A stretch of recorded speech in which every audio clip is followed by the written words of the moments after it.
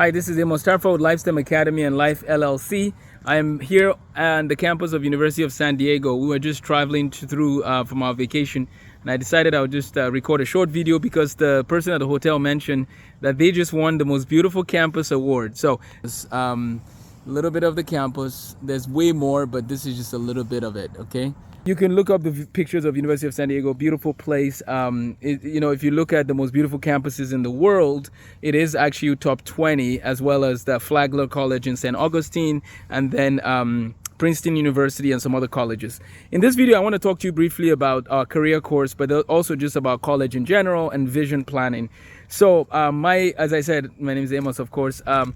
And basically, what we're trying to do with students at Lifestem Academy is we want to help them have vision for life and have some direction of where they're headed. Not everybody is supposed to go to a traditional four-year college, and we understand that. We also know that there are people who want to go to trade school, there are people who want to go into the military, and we're going to have different discussions around those topics. Our school, Lifestem Academy, actually had a gentleman who was an Air Force officer, or someone who's about to get into enlist in the Air Force. He was in the ROTC program, and so he was able to share briefly with the students at chapel, and then also share with them about just a little bit about into general overview of what do you call it, the general overview of the being in the Air Force. So he did that.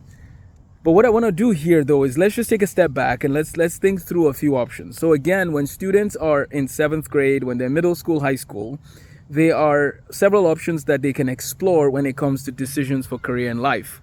The first option is, again, going to a traditional college to study something specific. I tell people, if you don't know what you want to study specifically, please don't go to college. Make sure you know what you want to study. It's not that it takes 5 years to figure that out. It literally, even if you're in 7th or 8th grade or 9th grade, you might have some inclinations at that point, right? So I'm just saying, start somewhere and then pivot if you need to. But to go in saying, I don't know what I want to do, and then spend 2 years, for example, and then realize, oh no, I want to do that. Well, especially if you're not paying cash, sometimes that money just goes to waste, and you don't want to do that. And the time goes to waste. That's even worse, right? You can get back money, but you can't get back time. So number one is make sure you figure out, what do you want to do if you're going to a traditional four-year college? If not, go to a community college, get your generals, and then make a decision about what you want to do beyond that. So that's one track, is four-year college. The second track is military, or serving in different capacities of the military, and there's different opportunities to serve. So that's the second track you can take. So you could take a traditional four-year college, you can go with the military, which is tied to the four-year college option if you want, or you could just serve in a different capacity. Now again, the military branch is a different discussion for another day. The third option is to go to trade school. There's different types of trades that you can learn. Carpentry, you could go into construction, and this, that, and the other. There's so much. And some of these are 2-year programs, and you can do it in 2 years and move on from there. So we have traditional four-year college, we have trade school, we have military option, we have apprenticeships, right? That's another one. Maybe you look into an apprenticeship. So in our career course, or in our career program at Lifestem Academy and just with Life LLC, we're going to guide or encourage you to explore all these different options and get a notebook where you can write down your thoughts on each of the professions that you're studying. Maybe you like computers right now. Okay, write down computer science, look into job shadowing someone in computer science, find out what branch of computer science gets you excited. Now, every level of the way, right? So if you're in 7th grade, your mindset will be different from a 10th grader or a 12th grader. You guys are in different phases of life. But what is consistent is make sure you pay attention to what are your gifts, what are your talents, what are your abilities, what are the things you love to do. And as I said before, for example, if you don't like working with people all day, answering questions, then maybe you shouldn't be a customer service representative, right? And there are some people I've met, unfortunately, that I probably thought that was probably not a good fit for them, because they seemed like they were upset that we showed up to ask any questions, right? So if you like people, if you like answering questions, then maybe explore a field that involves people. So again, write down the different gifts you have. Write down your different things that you lean towards, right? And then keep exploring those. Keep discussing those with your mentor. Make sure you have a mentor at any point. Maybe it's a mentor for a season, it's a general mentor, or maybe it's a mentor for a specific field that you're interested in, okay? So we can go to four-year college, we could go to trade school, or learn a trade or apprenticeship. We can go to military academy, or join the military, or we can look at other options that I might not have listed, but those are big categories that take care of a lot of things. Now, apprenticeships used to be very common back in the day before our universities started coming up more and more. But if you think about it, the first university in the Western Hemisphere, for the most part, well, for the first university in the Western Hemisphere came about 1100, right? The University of Bologna in Italy. Then we get universities like Oxford and Cambridge around 1200, and then we got more universities like Harvard around 1600, 1600. So think about it. What were people doing all before 1100 AD, right? So there's a lot of apprenticeships. You want to be a blacksmith, you go hang out with a blacksmith, right? Those are the things that people used to do. And so there's different options that you can look at for, four-year college, apprenticeships, whatever it is. But having a mentor, someone who has gone before you, will definitely help. So I want to encourage you to make sure that you consider getting a mentor. Ask your parents to connect you to a mentor. Or if you're interested in a field and your parents don't know who to connect you to, go ahead and let us know at LifeSTEM Academy, and we can help connect you. If you want to be a quantum physicist, we can look at connecting you to a quantum physicist. If you want to be a medical doctor, make sure you're connected to a medical doctor. Maybe you know what specific part of medicine you want to study, then you can do that as well. With that said, let me talk a little bit about medicine, just to give you guys an overview of one of the career fields. If you want to become a doctor in the United States, you have to get a pre-med degree or a four-year degree in something, right?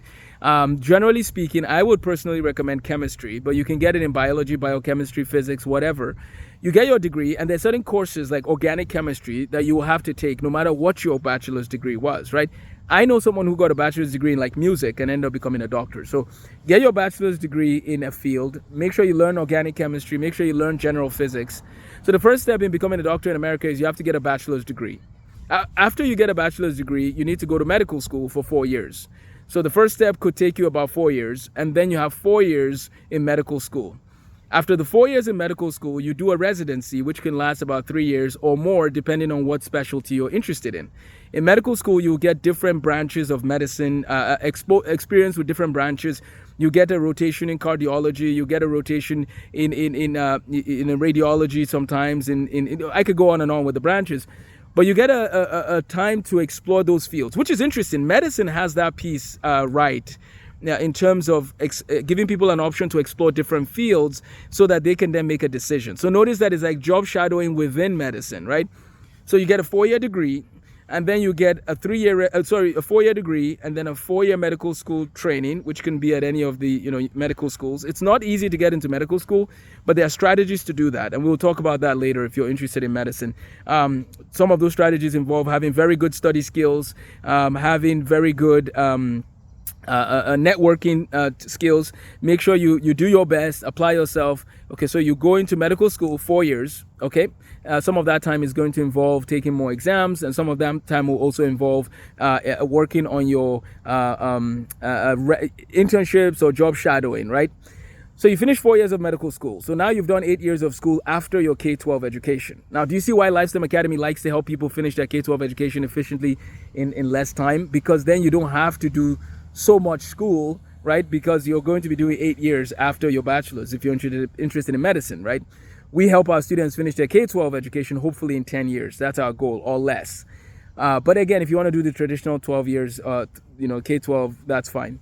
So you do 4 years of undergrad, you do 4 years of medical school, you do 3 years of your residency, and then some people do a fellowship. That's where, let's say I want to be a neurosurgeon, or I want to become a radiologist, or I want to become a medical oncologist or radiation oncologist. There's certain fields of medicine where you then do a fellowship, right? So that could be another 3 years. So that's 4 years undergrad, 4 years medical school, 3 years for residency, depending on your field. It could be 3 to 5 years, and then another 3 years of fellowship. If you want to be a doctor, time in school should never be the factor that holds you. Like, you should never use that as a factor. Like, for example, you're like, oh, I'm going to be in school for too long. No, if you want to be a doctor, you have to be willing to go through this like a marathon, right? And so you have 4 years, 4 years, 3 years, and potentially another 3 years. So you're about 14 years now beyond the traditional K-12 education. So let's say you graduate at 18 from high school, which you could be done earlier, then you'll be able to do that later. So so that's what you would do if you want to be a doctor, is the 14 years. So you do the 14 years, and then after that, you'll basically be a doctor at the age of 32. Okay? So we'll talk soon. Take care.